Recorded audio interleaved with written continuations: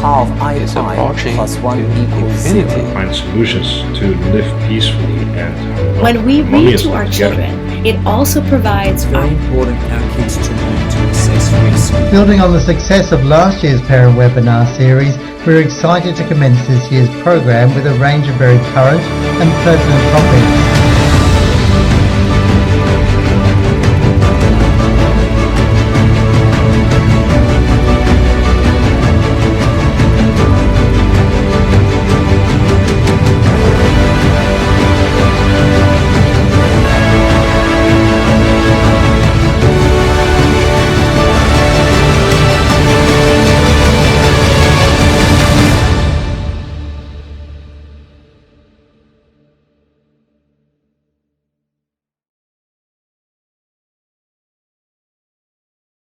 清末明初，中国国力衰微，有志之士喊出教育救国的口号，力图通过高质量的现代教育实现国家复兴。在时代风潮的感召下，1927年，香港几位爱国青年创办了一所名为耀华的学校，寓意光耀中华。其中一位创办人年仅16岁，沉稳大方，风华正茂，对教育充满热忱。她就是曾楚恒，我们的校长婆婆。曾楚恒坚定的办学决心和理念赢得了大家的欣赏和认同。3年后，她被推选为耀华学校的校长，那一年她才19岁。仅仅过了1年，1931年918事变爆发，中国陷入更大的危难，爱国青年的办学事业也动荡飘摇。耀华学校几个创办人相继离场，唯有曾楚恒迎难而上，继续担任校长，并在1932年把学校更名为耀中。抗战期间，耀中还发起数次募捐，支持祖国抗日救亡。不论是耀华还是耀中，寄予的都是光耀中华的希望。校长婆婆深深的爱国情怀始终如一。而1932年也被耀中耀华教育网络确立为创校之年。创校之初，曾楚恒将耀中校训定为4个字：勤、俭、谦、信，要求学生养成勤奋、简朴、谦虚和守信的作风。1970年代开始，耀中的发展进入快车道。校长婆婆的女儿陈宝琼博士从美国学成归港，将母亲为孩子提供最优质教育的愿景发扬光大，把游戏中学习的理念第一次带到香港，引发轰动。她也因此成为香港幼教的先驱人物。1980年，耀中创造了又一个第一次，在香港举办游戏等于学习儿童教育展览，这是亚洲首个向公众展示游戏中学习概念的活动。1985年，耀中游戏中学习的先进理念辐射到内地，在北京举办了明日栋梁幼儿教育展览会。陈博士把香港耀中幼儿园的教师物品原样带到北京。时任中国宋庆龄基金会主席朱德元帅的夫人康克清女士亲自为展览会揭幕。1987至2000年的13年里，香港耀中进入发展新纪元，国际小学、国际幼儿课程和国际中学的相继建立，意味着香港耀中一条龙教育体系的诞生。而此时，开办大学的梦想也在陈博士心中酝酿。2018年，香港幼教学院的落成，标志着耀中终于达成教育服务涵盖从婴孩到学士 B2B 全学段的宏大愿景。耀中为促进中国和国际幼教界的交流不遗余力。1989年在香港，陈博士担任21世纪的幼儿国际研讨会的筹委会主席，这是全球首个对0至6岁的婴幼儿教育做环球性探讨的教育研讨会。1993年，耀中发展迎来历史性一刻，受邀进入内地，于上海开办学校。上海耀中由此成为上海首间获中国政府批准的独立国际学校。为了满足内地城市对优质教育的渴求，陈宝琼博士和先生叶国华教授于1998年开始创办以招收中国学生为主，兼收外籍学生的耀华国际教育系列。1995至2017年间，耀华和耀中大踏步向前，在祖国各地开花。位于北京、上海、烟台、重庆、深圳、日照、青岛、广州和浙江桐乡等城市的校区相继建成。这一时期，耀中耀华的国际化脚步也没有停歇。2002年，在美国硅谷开办亚洲以外的首间耀中；2016年，在英国开设萨默塞特文化中心。随着办学的越发成熟，耀中耀华在更多的国际场合被看见和肯定。2004年，陈宝琼博士在德国的国际教育联盟会议上进行主旨发言，并向现场来自全球的200多位教育家介绍耀中耀华的理念，阐明国际教育并不仅仅是学习西方的教育，而应融汇中西文化的精髓。2010至2015年，陈博士的教育理念和办学成就获全球大学褒扬，成为美国伊利诺伊大学荣誉人文学博士，香港教育学院荣誉院士，英国巴斯大学荣誉法学博士。进入2010年代，教育传承的场景不时让人动容。校长婆婆的2位孙女陈立生和陈新生，分别从牛津大学和剑桥大学获得博士学位后，义无反顾投身教育，接棒前行。在耀中耀华的毕业生中，也开始出现父子2代甚至祖孙3代同为校友的传奇。耀中耀华的辉煌，正是由这一代代学子和同仁接力造就，生命影响生命的故事，正是由来自世界各地的你和我共同书写。2017年是让人为耀中理论发展引以为傲的一年。陈宝琼博士将思考和实践数十年的耀中幼教经验高度总结，围绕环境、互动和演化3个关键理念，提炼出耀中幼教12条价值观。这是耀中幼教教学法的一次理论升华。2020年对于耀中幼教学院来说具有里程碑意义。学院自诞生于10年前的耀中社区书院，升格为专门培养国际化幼儿教育人才的本科学府以来，首次为毕业生颁发幼儿教育荣誉学士学位。耀中立志从基础教育中革新突破，跨越办学鸿沟，以为社会输送优秀幼教工作者的决心更因此而坚定。教育的禾场上，耀中人将代代传承，生生不息。2022年，我们将欣喜地迎来耀中耀华90周年庆典。回首过往，初心不改，让我们继续用心传承，实践抱负，迎接下一个90年。Good evening, parents, staff and friends of Yaozhong and Yaohua schools. Welcome to this episode of our Parent Webinar Series 2, 2022-23. Our topic for this evening is the power of language. What mistakes in language should parents avoid? How to enhance rather than limit your child's potential through language? Can we use language to build confidence and self-esteem in children? Our webinar speaker, Ms. Jana van Zyl, Head of Student Support and designated Safeguarding Lead at YCIS Shanghai and YCYW Cross-school Curriculum Coordinator for Wellness, will lead you to experience a paradigm shift in the way you think about your child. As usual, please feel free to type your questions in the chat box and the presenter will give live written responses to some of them. We'll also hold a Q&A session towards the end of the presentation to hear the thoughts of the presenter on some of the questions. Without further ado, it's now time to hear from our presenter, Ms. Jana van Zyl.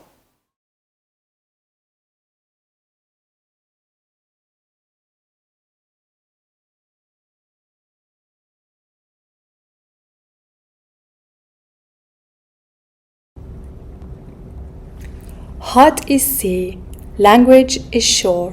Whatever sea includes will hit the shore. Good evening, Yu Chang Yu Wa parents, colleagues and friends. Our language has power, and if used accurately, can have meaningful impact in our children's journey as they become responsible, independent, internally motivated young adults. In tonight's webinar, we will look at 8 common parenting mistakes and how we can use language as a strategy to address some of these mistakes. My name is Jana van Zyl, and I am the Head of Student Support and Designated Safeguarding Lead at YCIS Puxi Campuses. I also work as the Cross-school Curriculum Coordinator for Wellness. During the last 12 years, I have spent a considerable amount of time working with adults in the area of social emotional learning, positive discipline, character development, child protection, and special education needs. But most of all tonight, I also come to you as fellow parent, a parent who have and continue to make these parenting mistakes that we will look at tonight. Also a parent who has experienced firsthand the difference that it makes when I change my language with my child at home. Our 𝒀𝒃 𝑔 𝑑𝒂𝒓 mission principles and practices highlights our core belief for education as being character formation and both the responsibility of home and school. Our 12 values indicates that children should be respected and are worthy of our admiration, that they're capable and should be trusted, and that they should be given language to express themselves both academically and socially. Furthermore, our wellness framework highlights for children to be successful in their learning, they need to have balance in each of these facets of wellness. If they're struggling, we provide either support or adult education. At the heart of our wellness framework, however, you'll notice, is character development. So what a better way to develop character according to our mission, according to our values, and according to our wellness framework than using language. Language is a very powerful tool in developing character and driving internal motivation. Language can be used in 2 ways. Language can be used to destruct, to belittle, to shame, and to destroy children's self-worth. Or language can be used to empower, to grow independence, to drive internal motivation, and to ultimately lead to thriving children. To understand how we can use language more effectively, we have to understand a little bit more about behavior in children. All behavior, good or bad, is communication.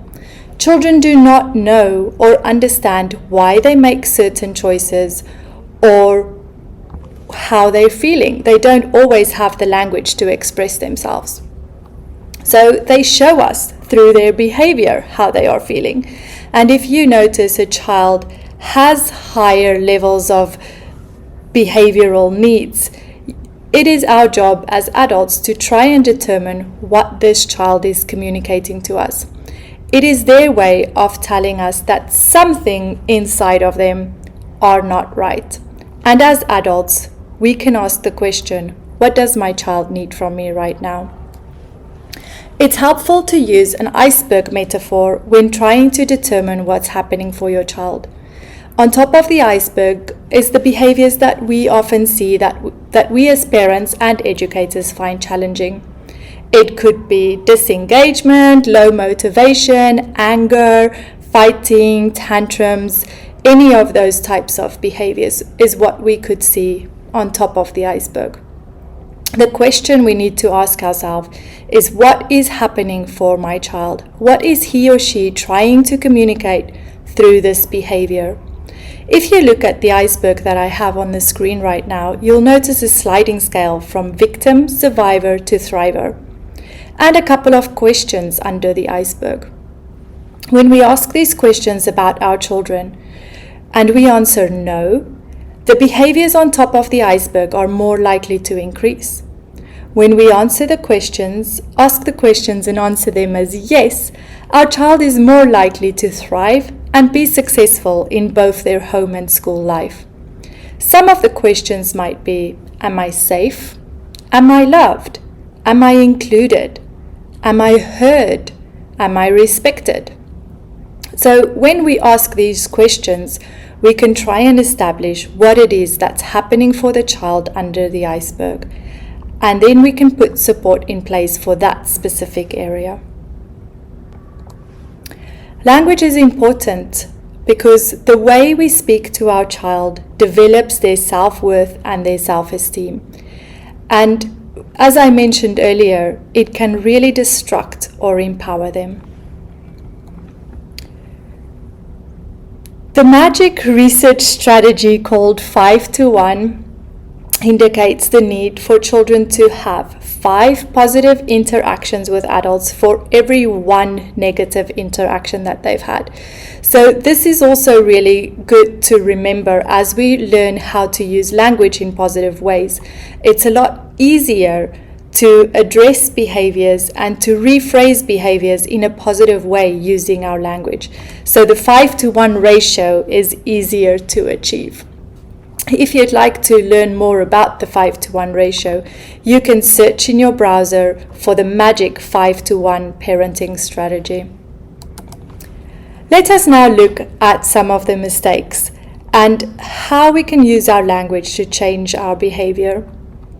It is important to remember, however, that changing the way that we talk to children is not a magic strategy. It won't stop them from pushing the boundaries, and it won't stop them from making bad choices. The only thing it enables us is to reflect on our own behaviors, reflect on our own responses, and equip us to hold a safe space for our children as they navigate and find their place in this world. The first parenting mistake that we will look at is taking behavior personally. Taking behavior personally means that parents take on the behavior of their child. So they would get frustrated and irritated usually by the child's behavior. And they would say things like, "Why do you do this to me?" Children do not intentionally do things to harm adults. Their behavior is merely a way of communicating their internal processes. So what is happening for them on the inside determines how they respond and react. It is not a reflection on you as a parent. Let us look at an example.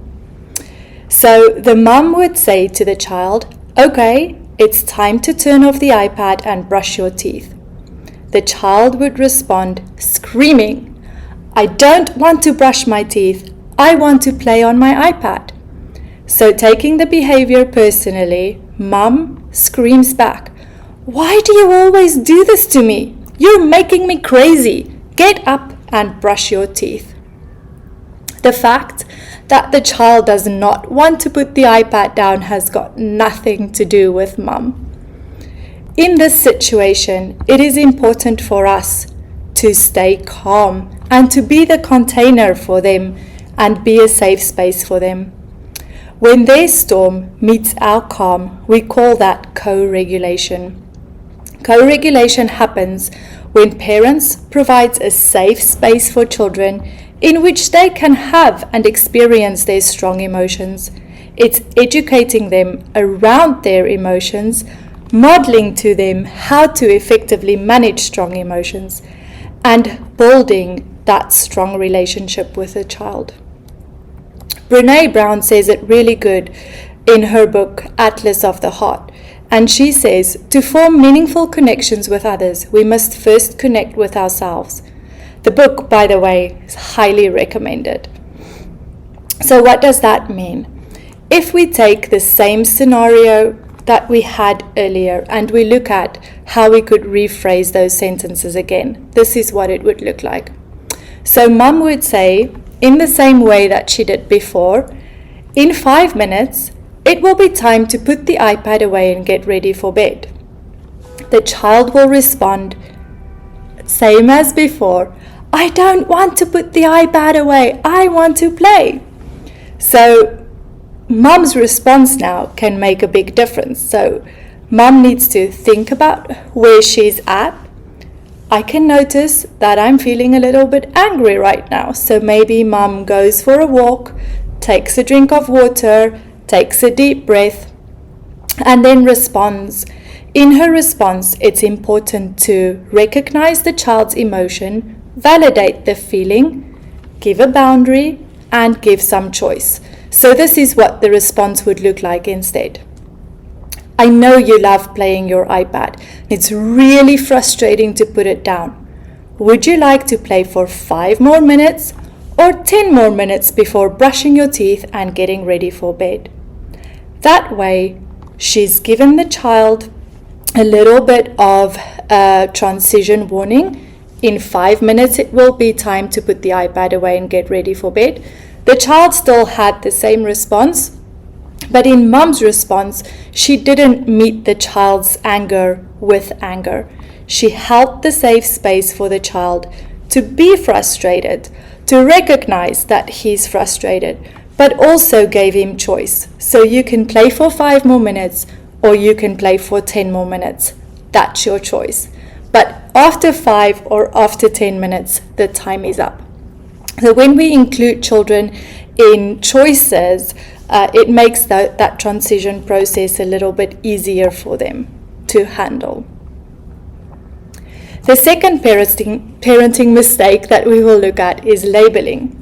So labeling is when we put names to some of the actions and behaviors of our children. But quite often with labeling, what parents do is they personalize that behavior to their child.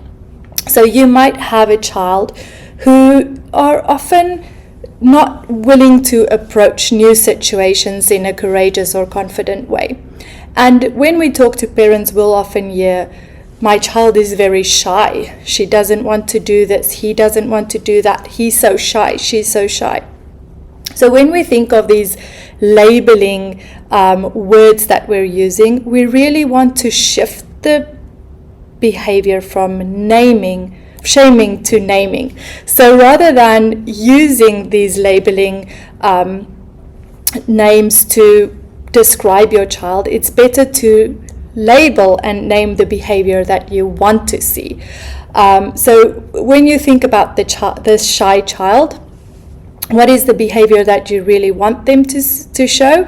You want them to be maybe confident or to show courage. So when you talk to your child, rather than always saying, you're so shy, stop being so shy, how can you rephrase that into saying something like, I can see this is a scary situation for you. How can courage help you right now? Or if you want your friend to stay, you need to be kind to him. Take a minute alone to think about how you can show kindness. So rather than telling your child he's so naughty or he's so bad or he's making all these bad decisions, think about what it is that you want him to show. You want him to be peaceful. You want him to be gentle. You want him to show kindness. And use this in your language with your child instead. The third parenting mistake is thinking you are motivating when you are demotivating your child. So this happens when parents use a fear-based approach to managing behavior. And fear-based approaches include screaming or corporal punishment or threatening types of behaviors. So our goal for managing behavior and for working with children is to scare them into understanding and not scare them into obedience. Although fear-based strategies might have some short-term positive effects and it might get the child to comply, long-term it does have risk of developing mental health concerns as a result of these behaviors. If you think about your relationship with your child, do you really want that relationship to be founded in fear? When I think of my relationship, I want my child to be trusting me and to be coming to me when he has problems. I don't want my child to be scared of me. When we use these fear-based strategies, it really only teaches our child to be scared of us. So think about what we mentioned earlier. What is hiding underneath the iceberg for your child? So rather than being furious about the behavior, be curious about the behavior. So ask yourself the question, I wonder what my child is trying to communicate to me, before responding in fear. Some sentences that might be helpful in this is to say to your child, I'm confident that you can handle this. I believe you can do hard things. You can learn how to do this. You can always ask me for help, and I trust you. Our next parenting mistake is focusing on the behavior that we don't want to see rather than the behavior what we want to see. So if I say to you, don't think of a blue elephant, what will happen? Naturally, you will all think of a blue elephant. Same happens with children's behavior. If we continuously highlight and mention the things that we don't want to see, those are the behaviors that the child connect to, and those are the behaviors that manifests. So let's look at an example. Maybe your child is not as organized as they should be. So you come home and you say, clean up this mess. Why is your room so messy? Everything is such a mess. The focus really is on the word mess. So the child constantly hears the word mess, and so that's what he internalizes, and that's what manifests. So when you approach the child using messy, messy, messy all the time, the child is not going to develop the skill to be more organized. He's just going to be focused on the word mess. So when we change the way that we talk to children, and we focus on the behavior that we want to see, we create new neural pathways in their brains. And the new neural pathways can help them to build strong, positive relationships. So rather than saying, clean up this mess, you can use, what can you do to be more organized instead? That way, the child associates the behavior with being organized, and he or she needs to think about what they need to do to tidy up. At YCIS Puxi, we share with our parents the strategies of the Virtues Project. The Virtues Project was founded in 1991 by these three people on the screen, Linda Kavlin-Popov, Dan Popov, and John Kavlin. And they did a lot of research into all of the wisdom texts that's out there. And throughout the wisdom text, they noticed a common thread. And the common thread was the virtues. And the belief is that all humans, children and adults, have all of these virtues inside of them. Sometimes the virtues might need to be growing a little bit, and sometimes the virtue might be too strong, so we need to balance it out. For example, if you have your child nagging you for a toy in the shop while you're trying to decide which product you want to buy, your child is still displaying a virtue even though he or she is nagging you. So rather than saying, stop nagging me, you can say, I can see you're very determined to talk to me right now, and I need you to be patient. Or how can patience help you right now?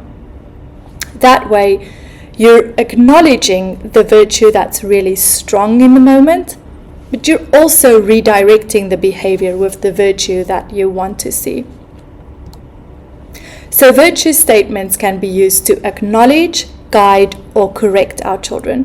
Acknowledge, when they're doing something really great, you can see, I can see you were very patient in that situation. When you guide them, I can see you're determined, right now I need you to be patient. Or when you correct them, how can patience help you right now? So let's look at some more examples. A virtue statement usually has an opening phrase, a virtue, and how the virtue is showed. So rather than just saying thank you when your child holds the door for you, you can say, that was very kind of you to keep the door open. Or you can say, right now I need you to be patient while I'm helping your brother. if your child needs a little bit more redirection. Our next parenting mistake is forgetting to align what you do with what you say. So this one maybe is even more important than the language that we use. Children watch our every move and they learn from our every move. So even more important than what we say is what we do. And our actions really need to align with our instructions. So mirror neurons allows children to learn from parents in parenting. That means that they observe and they do what they see the adults do. So when you are telling your child to control their anger while your anger levels are very high, the child will not be able to control their anger.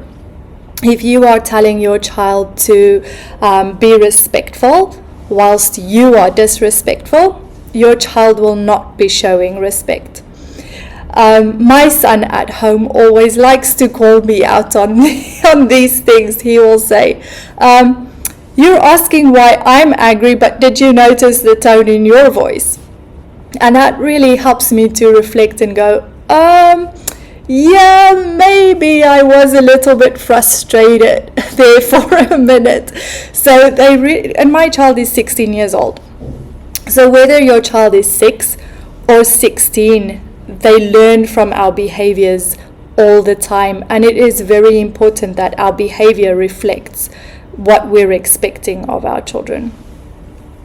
So what we can do instead is teach them through our behavior what the right thing is to do. So when you do this, it makes me feel sad. We can validate and recognize the emotion and show them how we effectively apply a strategy. So right now I am feeling angry. I'm going to go for a walk and we can talk more when I return. So for example, when my child likes to point out my raised voice or my irritation or frustration, the correct way to respond and what I try to do in that case is, you are right. Let me get a cup of coffee and then we can talk about it later. Or I'm going to go for a walk and then we can talk about it when we go back, when I get back. That really shows the child that you are applying a strategy. So when they're in a similar situation, they can do the same. Our next parenting mistake is passing on generational trauma. So generational trauma could be something that happened within the country, something that happened within your community, or something that happened within your household. So it ranges from corporal punishment to war, to racism, to discrimination, to a divorced family or loss in a family. So being aware of how that generational trauma impacts our relationships is very important for us as adults. Taking time to reflect on our responses and the way that we react in certain situations is very important. So you might notice one day you say something and then you go, oh, I just sounded like my mother there. Or this really reminds me of my grandma. So raising your awareness in this area and being able to identify that this trauma impacts your relationship with your child is crucial. And there are things that you can do to minimize this. So getting support from a professional or applying some self-care strategies. Once you've noticed the triggers, I'm turning into my mother. What can you do in that situation to help bring you back to the present moment and focus on your child? It's also possible for you to learn and to grow. I mentioned earlier when my child mentioned, you're telling me to calm down, but you're quite angry too. In that situation, what I just did was I apologized and I said, I did have quite a rough day and I do sound a bit irritated. So I am sorry about that. Just like you are learning, I am learning too.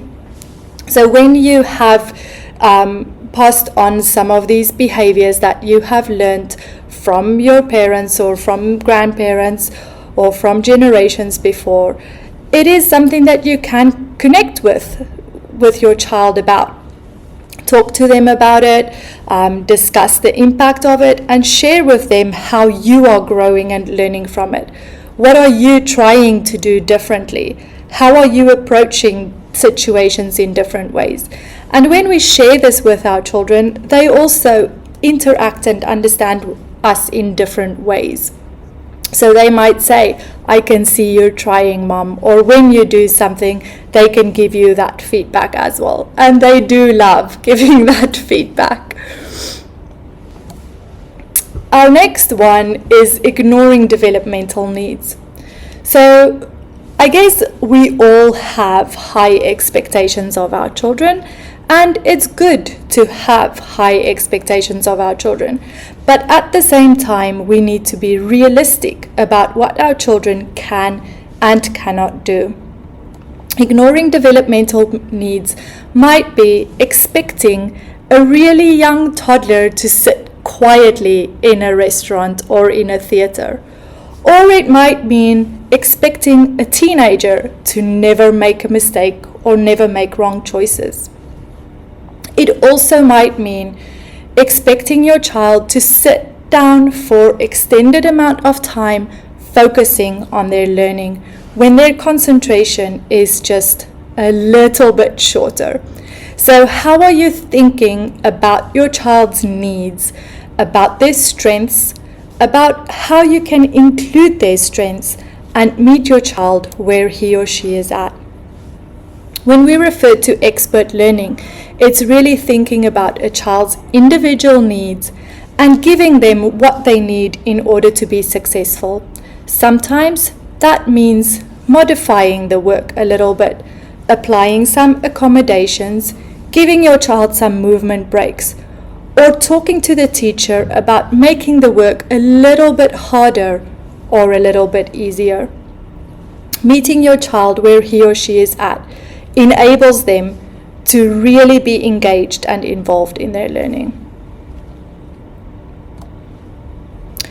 The last parenting mistake that we will look at this evening is taking away opportunities to practice independence. So this ranges from carrying your child's backpack for him or her to making choices for him or her. When they are old enough and different ages and different stages, they're capable and able to do different things. So once they are able to do something independently, as parents, we have to step back and allow them to do these things independently. If we continue to try and do these behaviors or solve their problems for them or, try to do things for them, we're not giving them the skills. We're not allowing them to develop the skills that they need to become independent young adults. So it's really important for us to look at our child, think where they're at, just like before, and grow that independence. The more we can step back and let our child be, the more successful they will be in their journey to adulthood. Sometimes when children do things that we don't quite understand, we want to say to them, why did you do that? Why do you keep doing this? But children, like I mentioned earlier, do not understand why. So when we're trying to grow independence, it's important to get children to reflect on their own behavior. And using what or how questions will give us a much more meaningful response when interacting with children. When we ask them why questions, it allows them to justify or to feel defensive. But when we ask them what or how questions, it really develops reflective practices. So when your child was in a difficult situation, rather than why did you do that, I'm going to talk to the teacher, I'm going to fix this problem for you. If you take your child through a reflective practice, it might look like this. What happened? What was a result of what happened? How did that make you feel? What virtue can help you next time? what do you think you need to do to make things right? When we ask these questions, the child really reflects on the behaviors that had happened or the incident that had occurred, and they come to the conclusion about what they could do next. Through this discussion and reflection process, we teach them to be independent thinkers and to be responsible for their actions. So to summarize our strategies that we spoke about tonight, be the container for the storm, do not be part of the storm. Move away from shaming your child's behaviors and choices to naming the behaviors that you'd like to see. Stay in the present moment and believe in your child. Create neural pathways in your child's brain by using positive language. Language is very important, but even more than language is our actions. Find the balance that your individual child needs. Meet your child where he or she is at, and never solve your child's problems for them. Foster independence and grow responsibility. Your words as a parent have great power. Use them wisely and make sure they come from the heart. Thank you very much for joining us this evening, and I look forward now to answering some of your questions. Good night.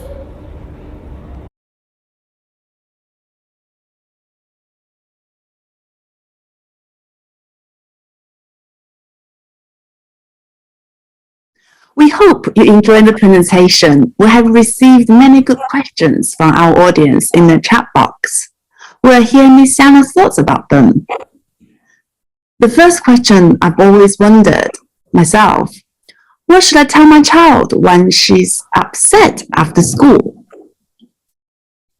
So thank you, Fei, for the question. I think that's a very important question because lots of parents often struggle with this one.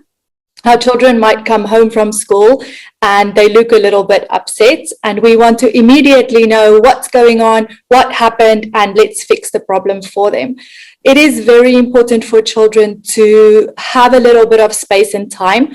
Most of the time, children need extra time to process the day and to think about what happened before they are ready to talk about it. So we recommend that you say to your child when you notice that they're upset, I can see you look very upset today, and then just wait for your child to respond. Maybe they give you a nod or they say yes. Then you can ask a follow-up question, rough day or terrible day, and wait once again for them to give you that recognition or to nod. And then you can simply say, would you like to talk about it now, or would you like to talk about it later? And then give your child the choice.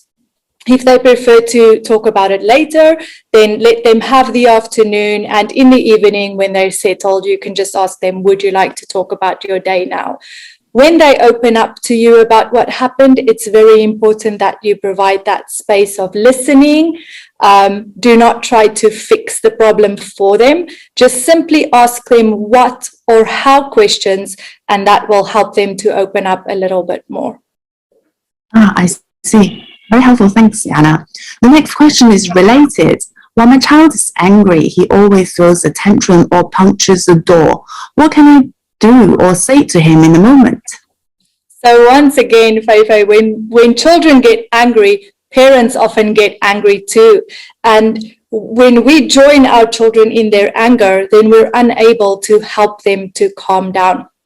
So in the moment, it's really important for you to recognize and validate their emotion, give them a boundary. They have to always be safe, give them some choice, and then offer your support. But no matter how angry your child gets, it's really important for you to remain calm and to remain that safe space, hold that, be that container, like we said in the webinar. What does that look like? You might say to your child, I can see you're very angry right now, and you have to be safe. So you can punch the pillow, or you can scream into the pillow, what would you like to do? And then you simply let your child choose, and then you can offer support and say, I'm here if you need me, or how would you like my help?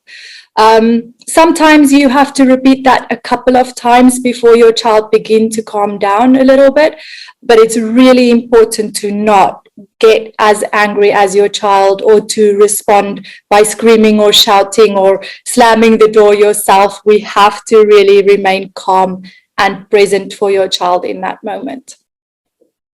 You're absolutely right. Thanks, Jana. I think they are very, very helpful advice. The next question, I'm sure many parents have wondered the same. I really want my child to study well. How do I communicate my expectations clearly? Yeah, we always have high expectations of our students and then of our children, and then they have their own ideas about what learning should look like. For them to be more engaged and internally motivated to be good learners, they have to be engaged in the process. So you simply cannot tell your child to do homework for 2 hours every day and expect that they're going to sit there and do it with a smile.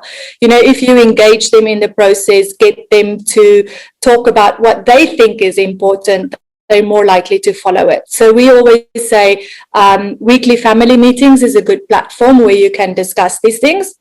During a weekly family meeting, it's an opportunity for you to recognize your child for some of the good things that they're doing and to bring a problem to the table. So during that problem solving time, you can say, well, I've noticed you've not been as diligent in your learning lately. What do you think you can do to show more determination when finishing your work, or be more committed in your learning?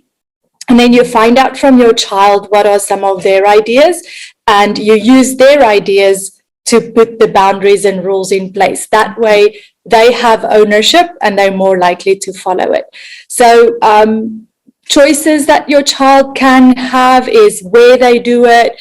Do they want to work in the room? Do they want to work in the lounge? Do they want your support? Do they want to work alone? Or do they want to do their work in the morning or in the evening? So giving them opportunities to have input and choice into little things like that helps to build their motivation as well. Oh, cool. Thanks, Jana. Very, very helpful again. I will try the family meeting. I think that's useful. So the next question is also learning related. My child must take the SAT exam, but he never wants to study. How can I make him study harder? So once again, it's about developing that internal motivation. So for children to be internally motivated to learn, they have to feel that there's meaning in what they're doing. They have to have choice and voice in what they're doing. They have to see the progress of what they're doing, and they have to feel competent. So when you're expecting your child to write the SAT exams, it's important for you to have a conversation. And once again, you can use the family meeting as a platform to do that, right? Have a conversation with your child about the SATs, about the importance of the SATs, and about how that might impact their future planning. So get them to understand the meaning around that. Then once again, like we said in the previous question, get them to get some input or choice into when they study, how they study, where they study, and track their progress. Make sure that they can see that the effort that they are putting in is paying off. And finally, monitor their competence. Are they struggling because the expectation is too high? Do they maybe need some additional support, or are they bored because it's too easy? So it's really important to try and determine how competent they feel about that learning as well, and then putting things in place to support that. Wow, so lots of open communication with a child. That's the key. Yeah, definitely. So the next question is also learning related, but on a wider scope. I would like my child to have a variety of experiences outside of school, but how do I persuade him that is good for him? Yeah, so exposing your child to a lot of different activities and variety is very important for them to also develop an understanding of what they like and what they don't like and their interests and their strengths, right? So having that exposure is very important. But it all comes back to how are you engaging your child in the conversation. So you can have a fun brainstorm time, talk about some ideas and activities that might be meaningful or that they might find interesting, and then try a couple of things to see what works and what doesn't work. If you really like art, for example, it's very important for your child to also see you live out your passion, right? So going to an art museum and taking your child with you, or engaging in art activities at home, you're also modeling for your child your interest and how to choose something that they are interested in. The key around this is really about balance. If your child has too many activities that they're engaged in, even though it's fun activities or sport activities or art type activities, it can lead to less engagement at the school and lower motivation. So it's all about finding the right balance and having your child engage in the process as well. I see. Thanks, Jana. The next question, which I'm sure many parents have wanted the same. My child procrastinates and spends more time than needed on homework. What can I do to change that habit? Yes, I think procrastination is a conversation we often have with parents. It goes back to what we said in the webinar as well about meeting your child where they're at. Sometimes our expectations of our children are too high or too low. So it's really thinking and knowing your child very well, trying to establish what is happening for them. If they are procrastinating, as we said in the webinar, what is lying underneath the iceberg? Is the work too difficult? Is the work too easy? Are they hungry? Are they thirsty? Did they have a bad day? Did they not sleep enough? All of those things impact a child's ability to get started and to focus on their learning. If you find that they are feeling a little bit unsettled, there are a couple of strategies that you can also use to help. So sometimes it's helpful if you have a visual timer next to where your child's homework is, and you just simply ask them to sit for 5 minutes. Put the timer on 5 minutes and have them start. 5 minutes expectation is a lot easier than 2 hours expectation. So sometimes if they think that they only have to work for 5 minutes, it motivates them to get started. The other option is to use the Pomodoro technique. So the Pomodoro technique is a study skill where you focus for 25 minutes and then you have a 5-minute break. And then 25 minutes, 10-minute break. 25 minutes, 5-minute break. So during those 5 minutes, it's important to get some movement, get some water, have a snack, and make it visual for the child as well. So always have a timer that's set on 25 minutes, because then the expectation of sitting there and looking at this pile of work is a lot easier for them to manage. Thanks, Jana. Also very good tips that I will definitely try myself. You're welcome. Thank you very much for your questions and comments in the chat box. That's all we have time for this evening. If you still have questions about how you can use language as a powerful tool to fix some parenting mistakes, you can reach out to the teachers and leaders in your child's school. We have prepared some key takeaway messages from tonight's webinar and have posted them in the chat box. The takeaways will also be sent out to parents by your child's school.